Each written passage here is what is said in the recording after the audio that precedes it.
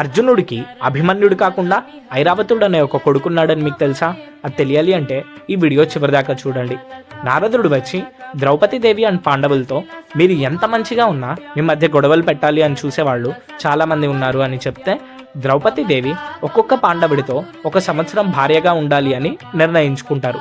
అలా ఒకళ్ళతో ఉన్నప్పుడు వేరే వాళ్ళు చూస్తే 12 సంవత్సరాలు తీర్థయాత్రలు చేయాలి అని నియమం పెట్టుకుంటారు. ధర్మరాజుతో ద్రౌపదీదేవి ఉంటే ఒక దొంగ వచ్చి గోవుల్ని దొంగలించాడు అని కాపాడడానికి అర్జునుడు ఆయుధాల కోసం గదిలోకి వెళ్తాడు. అప్పుడు ధర్మరాజు ద్రౌపదీదేవిని చూస్తాడు.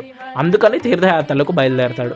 అర్జునుడు గంగా నదీ తీరంలో హోమం చేస్తూ ఉంటే ఉలూచి అనే ఒక నాగకన్య అర్జునుడిని చూసి ఇష్టపడి ఆయన్ని మాయం చేసి నాగలోకానికి తీసుకువెళ్తుంది. అర్జునుడు నేను బ్రహ్మచర్యంలో ఉన్నా నీతో సంగమించను అంటే ఉలీచి నేను చనిపోతా అని భయపెడుతుందన్నమాట. అర్జునుడు కూడా సంగమిస్తే ఐరావతుడు అనే ఒక కొడుకు పుడతాడు. అలా పుట్టిన వాళ్ళని మళ్ళీ మనం ఎప్పుడో అశ్వమేధ పర్వంలో వీళ్ళని మళ్ళీ చూస్తామన్నమాట. అప్పుడు దాని గురించి మాట్లాడుకోవచ్చు. ఇలాంటి మరికొన్ని వీడియోస్ కోసం ఛానల్ని సబ్స్క్రైబ్ చేసుకోండి. జై శ్రీకృష్ణ.